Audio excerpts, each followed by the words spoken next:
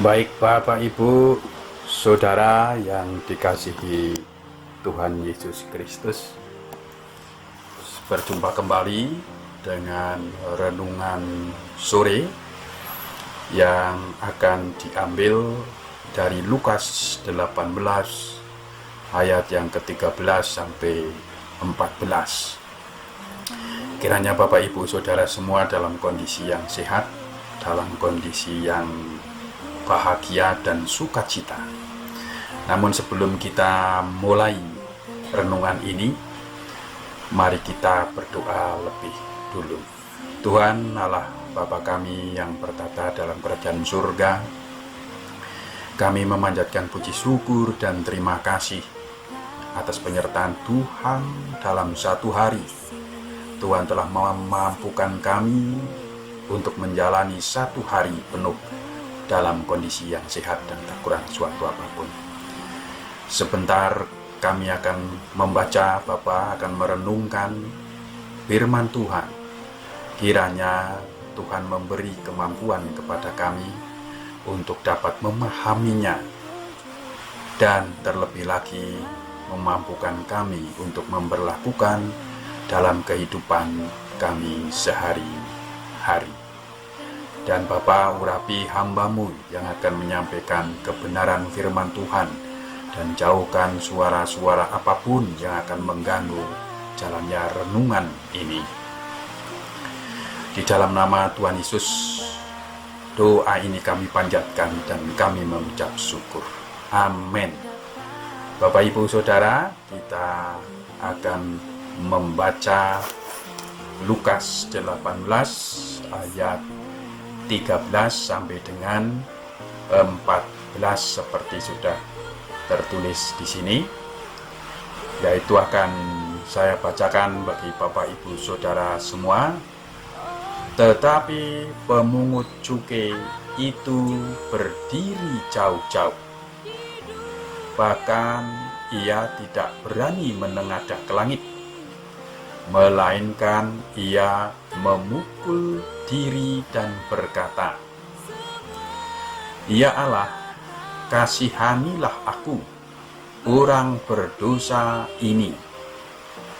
Aku berkata kepadamu, orang ini pulang ke rumahnya sebagai orang yang dibenarkan. Allah dan orang lain itu tidak.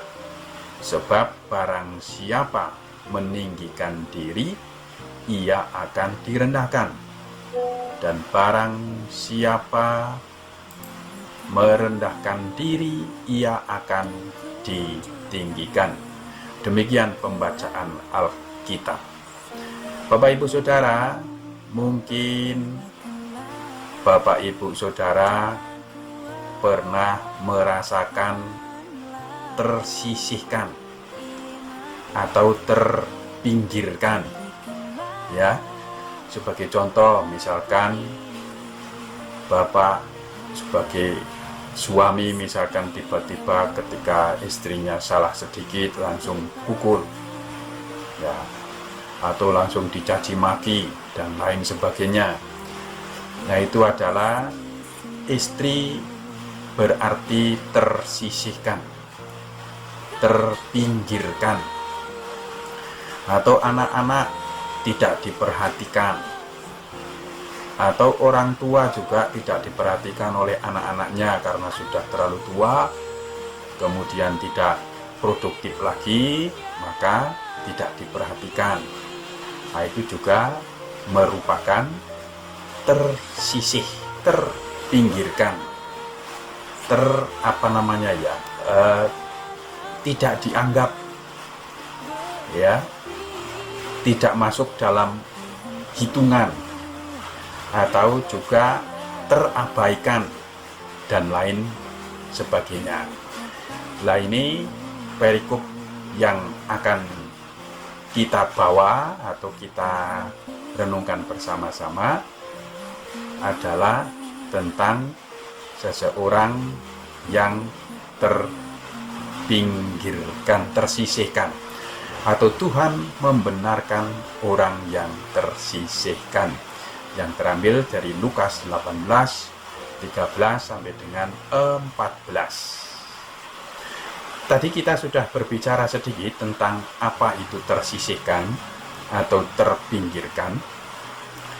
Kemudian kita akan berlanjut, sebetulnya ini akan lebih komplit cerita ini kalau mulainya dari yang ayat 9. Jadi ayat 9 sampai dengan ayat 14. Ya. Di situ akan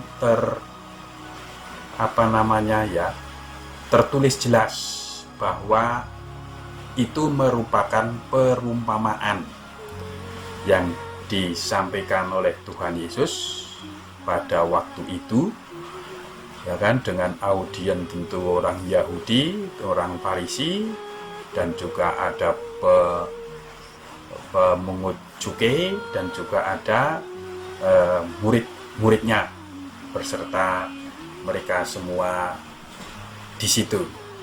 Sehingga Tuhan Yesus ini memberikan perumpamaan itu terdiri dari dua tokoh, yaitu tokoh Farisi dan satu adalah tokoh pemungut cukai. Di sini ini tidak ditampilkan ya tokoh Farisinya, karena dia berada di ayat yang ke-10 dan 11. Baik Bapak Ibu Saudara, sebelum kita merenungkan lebih jauh, sebelum kita membahas lebih jauh, kita perlu lebih mengetahui terlebih dulu, yaitu siapa orang Farisi. Nah, ini banyak sekali orang-orang Kristen, Bapak Ibu dan saya sering mendengar kata-kata Farisi. Tapi sebenarnya siapakah Farisi itu? Nah, kalau Bapak Ibu googling atau mencari di Google, maka akan menemukan bahwa orang Farisi itu adalah orang pemimpin spiritualitas Yahudi yang berkembang pada masa Bait Allah kedua, yaitu sekitar tahun 536 sebelum Masehi sampai dengan 70 Masehi. Arti kata Farisi itu sendiri adalah penjelasan, ya, dalam bahasa Ibraninya prusim, ya. Terjemahan harafiahnya adalah memisahkan. Jadi Farisi itu kalau terjemahan apa adanya atau letterleknya, harafiahnya adalah memisahkan, yang bahasa Ibraninya adalah lahefris. Tapi setelah Bait Allah itu runtuh, maka orang Farisi ini semakin lama semakin sedikit atau berubah menjadi Yahudi Rabbinik. Nah, tipe orang Farisi ini menurut Talmud, itu ada dua, yaitu tipe menyombongkan diri, itu tidak berdosa atau paling saleh, tidak berdosa, paling saleh. Kemudian yang kedua adalah tipe memalingkan wajahnya ketika melihat perempuan.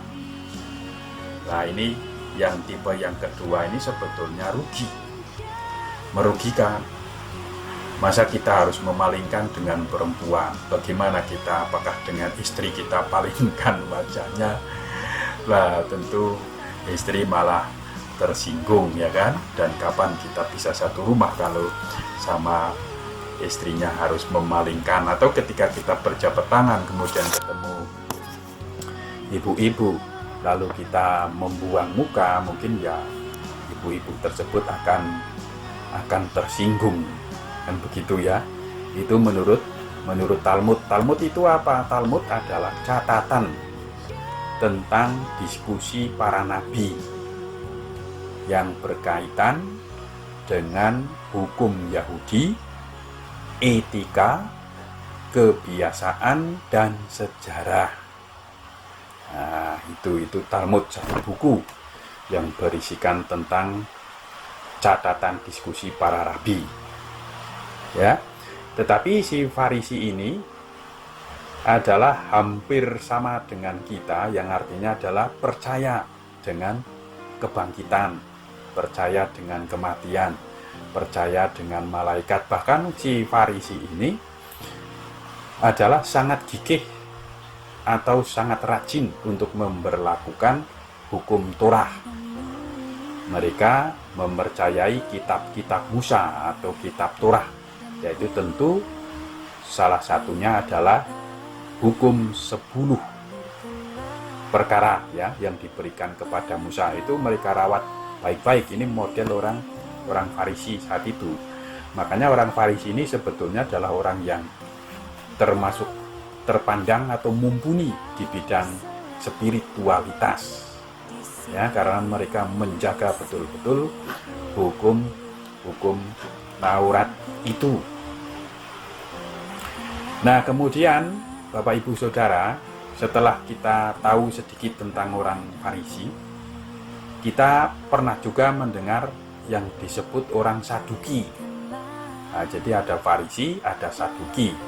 Ini sebetulnya mirip-mirip, hanya orang Saduki ini kebanyakan menduduki imam-imam yang agung, karena dia berasal dari Sadok. Sadok itu imam agung pada zaman Raja Daud.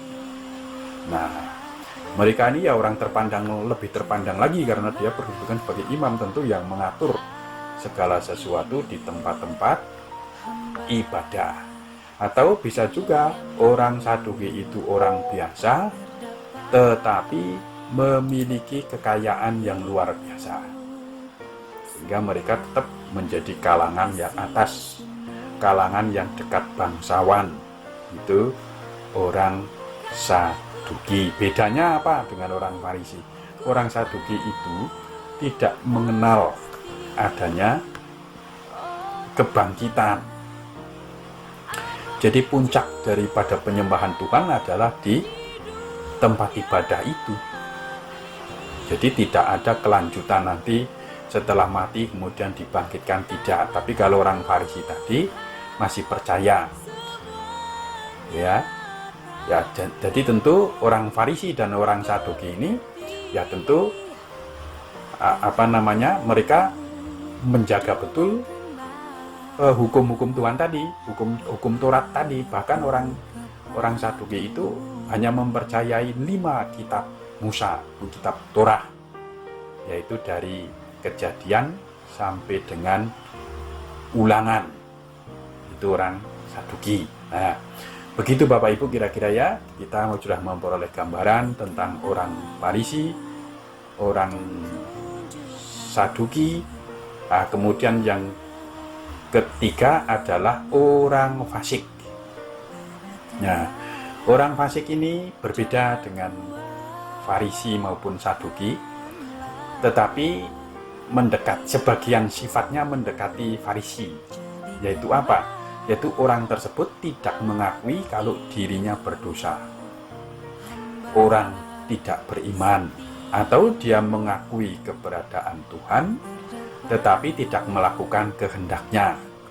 Nah, kalau yang terakhir ini barangkali Bapak Ibu dan saya juga harus hati-hati. Jangan-jangan kita semua juga termasuk orang fasik.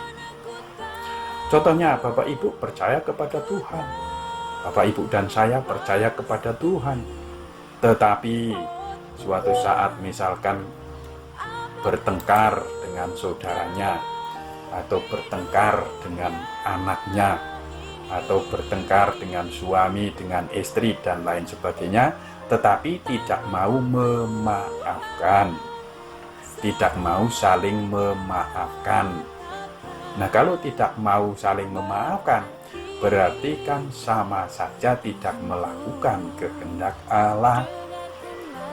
Karena kehendak Allah adalah kita disuruh mengasihi satu sama lain seperti dirinya sendiri. Ya, kalau kita tidak mengasihi, tidak mau mengampuni, ya salah satu mengasihi adalah kita harus memaafkan, mengampuni mengampuni orang lain, saudara lain yang bersalah kepada kita. Kalau kita tidak mau, berarti kita tidak menjalankan kehendak Allah, maka kita tergolong orang fasik. Nah, sekarang yang keempat adalah pemungut cukai.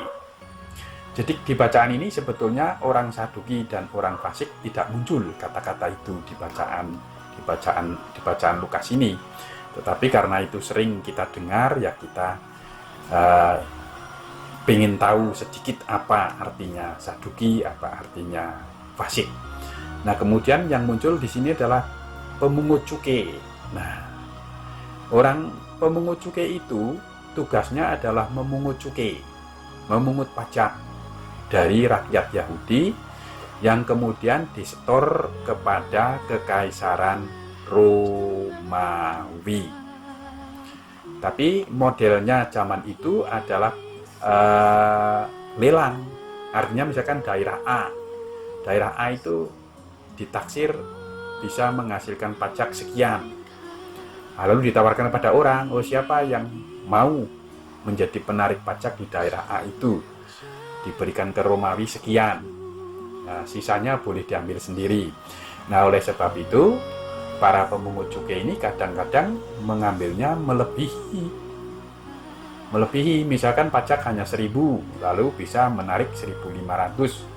Yang 1.000 disetorkan ke Kaisaran Romawi, yang 500 itu dimasukkan ke kantong si tukang pemungut cukai tersebut.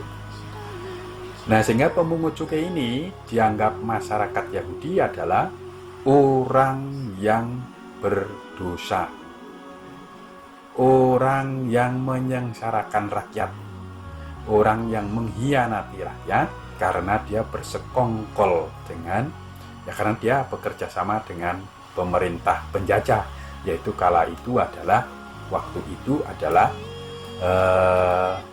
Kekaisaran Romawi. Oleh sebab itu si pemungut cukai ini dikucilkan oleh masyarakat, tidak disukai atau tersisihkan juga. Nah, boleh dikatakan tersisihkan sesuai dengan judul daripada renungan malam hari ini. Jadi itulah mengapa orang pemungut cukai ini, padahal kalau kita lihat secara ekonomi, pemungut cukai ini orang kaya raya. Ya, orang menarik pajak kemudian sebagian masuk ke kantong sendiri, ya tentu banyak uangnya, ya kan? Nah, contoh pemungut cukai di dalam Alkitab yang paling sering kita dengar adalah Matius dan Sakeus. Tapi setelah itu Matius dan Sakeus itu bertobat, akhirnya mengikuti ajaran Tuhan Yesus dan meninggalkan pekerjaan pemungut cukai. Nah, berbeda dengan orang Farisi tadi, di perumpamaan di sini si pemungut cukai itu juga berdoa. Jadi tadinya kan orang Farisi dan pemungut cukai itu kan sama-sama berdoa, karena ini menjadi dua tokoh yang dijadikan perumpamaan. Tadi pemungut si Farisi, kemudian yang ini adalah si pemungut cukai yang ini.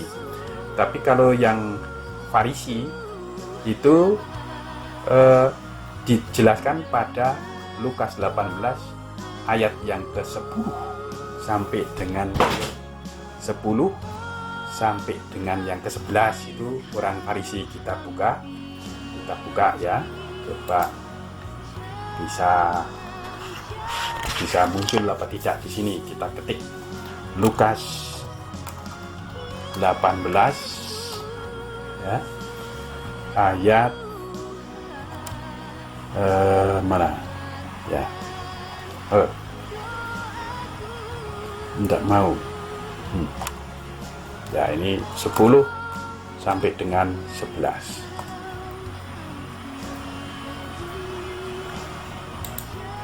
ya, ini 10 dan 11 ya. Yang 10 ini ada dua orang pergi ke bait Allah untuk berdoa. yang seorang adalah Farisi, yang lain pemungut cukai. Ini naratornya ya, yang ini. Nah, ini apa yang dilakukan orang Farisi ketika berdoa? Nah, ini orang Farisi itu berdiri dan berdoa dalam hatinya begini. Ya Allah, aku mengucap syukur kepadamu karena aku tidak sama seperti semua orang lain. Bukan perampok, bukan orang lalim, bukan pezina, dan bukan juga seperti pemungut cukai. Nah,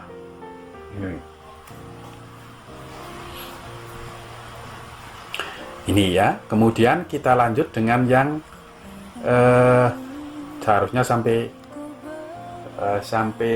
ayat yang ke 12 ya, tidak 11 tapi sampai ke, jadi Lukas 18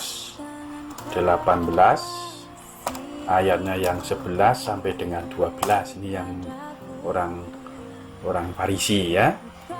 Nih, jadi tadi bukan juga seperti pemungut cukai ini.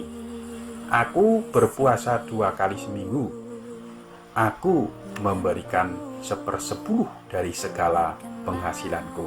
Bapak Ibu Saudara yang dikasihi Tuhan Yesus Kristus, kalau kita lihat sebetulnya di sini, ini hal-hal yang baik ini. Kalau bukan perampok, bukan perampok itu kan bagus ya, dibanding sebagai perampok. Lalu bukan orang lalim, bukan pezina. Nah, ini kan berarti sudah sesuai dengan hukum Taurat, ya toh? Tetapi Bapak Ibu, yang dari yang baik ini kok malah tidak diterima oleh Tuhan. Ini, aku berpuasa 2 kali seminggu dan memberikan 1/10 dari segala penghasilanku. Nah, ini kan baik ini. Tetapi baik ini justru tidak diterima oleh Tuhan. Lah, pertanyaannya mengapa? Ya, karena kalau kita mau melihat ini di sini, ini ada sepenggal kalimat ini, tidak sama seperti semua orang lain. Lalu yang sepenggal berikutnya nih, bukan juga seperti pemungut cukai ini. Nah, ini artinya orang Farisi ini meninggikan dirinya, menganggap dirinya lebih baik dari semua orang, menganggap dirinya lebih baik dari si pemungut cukai. Nah, meninggikan diri berarti sombong. Padahal baik, tetapi ternyata si Farisi ini sombong. Kemudian kalau kita perhatikan yang baik tadi dilaporkan, artinya dia adalah menunjukkan keberhasilannya, menunjukkan kebaik-baikannya di hadapan Tuhan.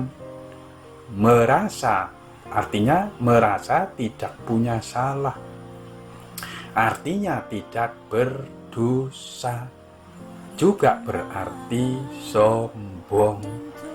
Lah, sifat sombong itulah yang membuat orang Farisi menjadi tidak diterima oleh Tuhan. Walaupun sudah baik-baik dia, bukan perampok, bukan lalim, bukan pezina, memberikan 1/10, nah itu kan baik. Tetapi karena sombong, maka tidak diterima oleh Tuhan. Nah, itu yang dari sisi orang Farisi. Lalu sekarang yang dari sisi orang pemungut cukai adalah 13 sampai dengan 14. 13 sampai dengan 14. Nah, tetapi pemungut cukai itu berdiri jauh-jauh. Bahkan ia tidak berani menengadah ke langit, melainkan ia memukul dirinya dan berkata, "Ya Allah, kasihanilah aku, orang berdosa ini." Nah, yang demikian ini yang justru diterima oleh Tuhan. Ya, karena yang Farisi tadi sombong, dia merasa tidak bersalah, merasa tidak berdosa, tidak melaporkan kesalahannya, tidak minta ampun, tidak minta dikasihani kepada Tuhan. Nah, kalau dia tidak berdosa, makanya harusnya, ya kan, kalau tidak berdosa harusnya tidak mati. Saya dan Bapak Ibu Saudara semuanya tentu berdosa karena nanti akhirnya juga mati.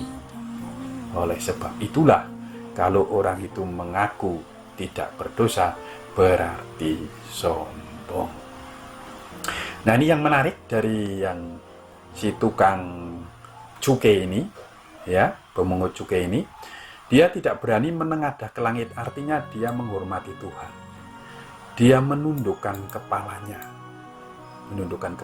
takut, hormat kepada Tuhan. Dan dia berdiri jauh-jauh. Nah, berdiri berjauh-jauh ini artinya, kalau kita artikan boleh seperti merasa tidak layak sebetulnya untuk menghadap Tuhan, maka dia tidak berani dekat-dekat. Ya kan, kalau kita menghadap orang besar begitu kan juga ada rasa takut-takut, ya kan? Wah, nanti jangan-jangan saya ini tidak layak, jangan-jangan tidak berkenan si orang itu. Nah, makanya dia berjauh-jauh, merasa dirinya kurang berlayak kepada Tuhan, tidak layak. Lalu dia rasa hormat sehingga dia tidak mau menengadah ke atas. Nah, kemudian memukul-mukul diri itu artinya tidak menyiksa diri, ya. Kalau dalam konteks yang sekarang itu ya tidak memukul-mukul diri, ya, tetapi artinya menyesali perbuatannya sebagai pemungut cukai. Karena sebagai pemungut cukai tadi menyengsarakan masyarakat, berarti kan berdosa, ya kan? Sehingga dia memukul-mukul dirinya. Ini adalah penyesalan. Kenapa saya harus menjadi pemungut cukai? Nah, pukul-pukul begitu, ya. Kemudian yang paling menjadi pusat perhatian adalah ini. Dia mengakui berdosa dan minta dikasihi sama Allah. Ini yang paling pusatnya. Nah, jadi di situ perbedaan antara orang Farisi dan orang pemungut cukai. Maka di ayat selanjutnya dikatakan, aku berkata kepadamu, orang ini pulang ke rumahnya sebagai orang yang dibenarkan Allah dan orang lain tidak. Jadi siapa yang dibenarkan oleh Allah ini? Adalah si pemungut cukai yang sudah bertobat, yang tadi mengatakan, ya Allah, kasihanilah aku orang berdosa ini. Lalu yang orang lain itu siapa? Orang Farisi tadi, ya, yang meninggikan diri dan sombong. Makanya di sini dikatakan, sebab barang siapa meninggikan diri, ia akan direndahkan, dan barang siapa merendahkan diri, ia akan ditinggikan. Nah, itu Bapak Ibu Saudara yang kita renungkan pada malam hari ini. Tetapi pelajaran apa yang kita dapatkan dari pembacaan Alkitab Lukas 18 ayat 13 sampai 14 ini? Yaitu saya sudah memiliki beberapa catatan. Yaitu yang pertama adalah kita diajari sikap ketika berdoa. Ya, sikap ketika kita berdoa tentu kita harus seperti si pemungut cukai yang sudah bertobat ini, ya kan? Dia harus merasa rendah diri di hadapan Tuhan. Rendah diri di hadapan Tuhan, ini berdiri jauh-jauh, merasa tidak berkenan, ya. Kemudian menghormati Tuhan, lalu minta ampun kepada Tuhan, minta dikasihani kepada Tuhan. Itu sikap, ya. Sikap menghormati, menghargai Tuhan, menjunjung tinggi Tuhan, memuji Tuhan, ya. Lalu juga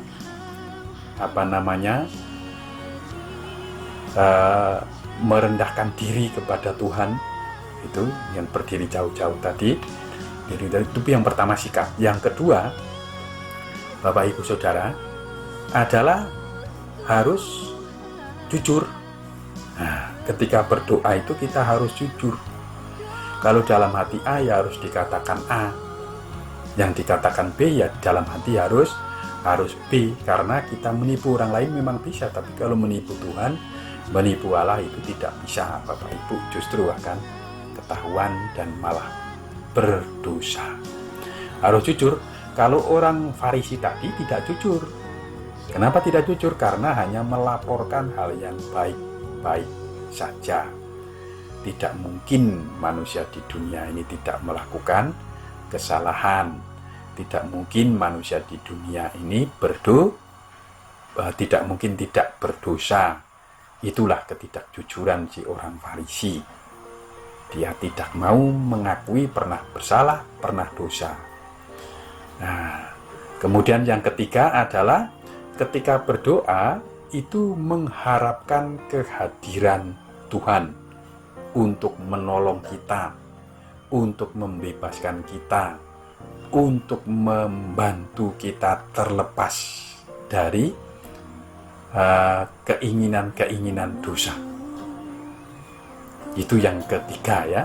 Kita berarti membutuhkan kehadiran Tuhan, membutuhkan pertolongan Tuhan. Nah, orang Farisi tadi contohnya tidak perlu. Lawang dia sudah benar semua, apa-apa yang dilakukan sudah baik, apa-apa yang dilakukan sudah benar, tidak bertentangan dengan hukum Taurat. Nah, maka secara tidak langsung si orang Farisi tidak perlu Tuhan. Jadi dalam doanya tidak menghadirkan Tuhan, tidak minta ampun Tuhan, tidak minta tolong Tuhan. Berbeda dengan yang orang si pemungut cukai tadi, minta tolong Tuhan, minta dikasihani sama Tuhan. Itu yang ketiga. Yang keempat harus rendah hati.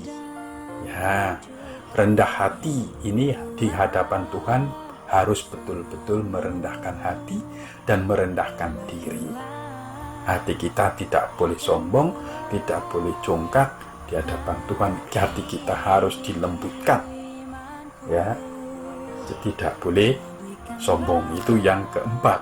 Lalu yang kelima, secara tersirat, ketika Bapak Ibu Saudara memiliki kedudukan yang lebih tinggi, memiliki jabatan yang lebih tinggi, atau jabatan apa saja ya, entah di pemerintahan, di perusahaan, ataupun di gereja, janganlah semena-mena.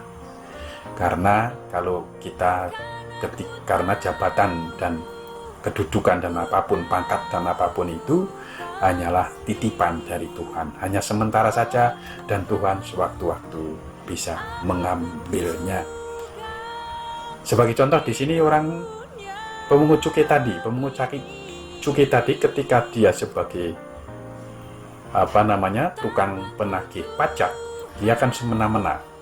Karena kalau ada orang yang tidak mau bayar, langsung dipanggilkan mungkin tentara atau tukang debt collector dari Kekaisaran Romawi. Nah, jangan seperti itu, karena kalau seperti itu nanti kita juga tersisihkan, akan dijauhi oleh masyarakat, kita akan dibenci oleh masyarakat. Jadi Bapak Ibu dan saya memiliki jabatan apapun, dipergunakanlah untuk tujuan Tuhan, untuk tujuan memuliakan Tuhan. Nah, demikianlah Bapak Ibu renungan di malam hari ini, dan kiranya Tuhan Yesus memberkati. Baik, kita tutup dengan doa. Tuhan Allah Bapa kami yang bertata dalam kerajaan surga, kami telah merenungkan firman Tuhan pada saat ini. Ajarilah kami untuk selalu rendah hati, rendah diri di hadapan Engkau, rendah hati di hadapan sesamanya. Jauhkanlah dari sifat sombong, kesombongan diri kami ya Tuhan, dan mampukanlah kami melakukan kehendak-kehendak Tuhan di dalam kehidupan kami sehari-hari. Dan Bapa, berkatilah kami sebentar akan istirahat. Sekiranya Tuhan menyertai di malam yang penuh rahasia, dan kiranya besok pagi dapat bangun kembali dalam kondisi yang sehat dan tak kurang suatu apapun. Kami bersyukur bahwa sampai pada saat ini Tuhan masih memberi kami kesempatan untuk membaca firman Tuhan, merenungkannya. Di dalam nama Tuhan Yesus kami telah berdoa dan mengucap syukur. Amin.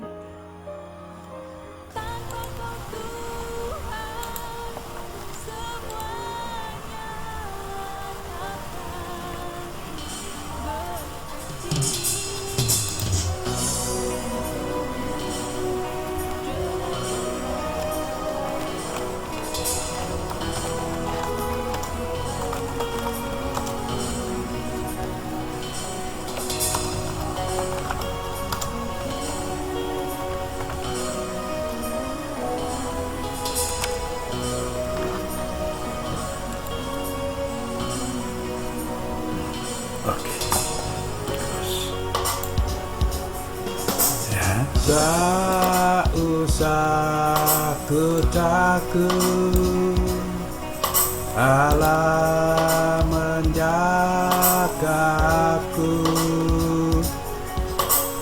Tak usah ku bimbang, Yesus peliharaku.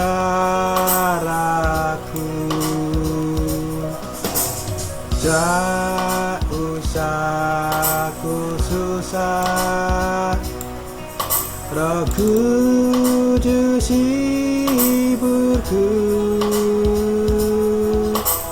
Tak usah ku cemas,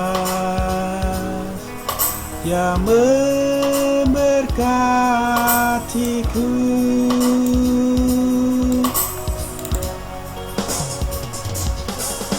El Shaddai, El Shaddai, Allah Maha Kuasa, Ya besar, Ya besar, El Shaddai mulia, El Shaddai, El Shaddai, Allah Maha Kuasa. Berkatnya melimpah, El Shaddai.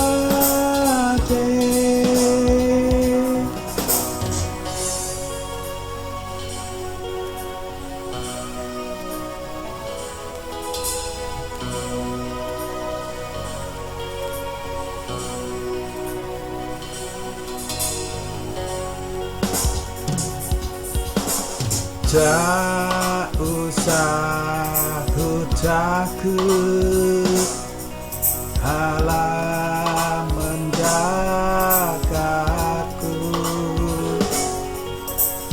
Tak usah ku bimbang, Yesus peliharaku.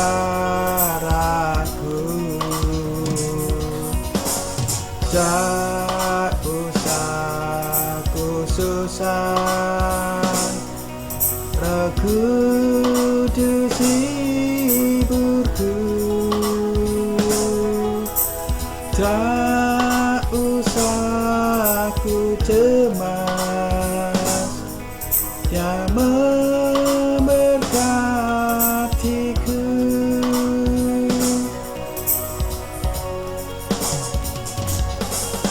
El Shaddai, El Shaddai, Allah Maha Kuasa, Ya besar, Ya besar, El Shaddai.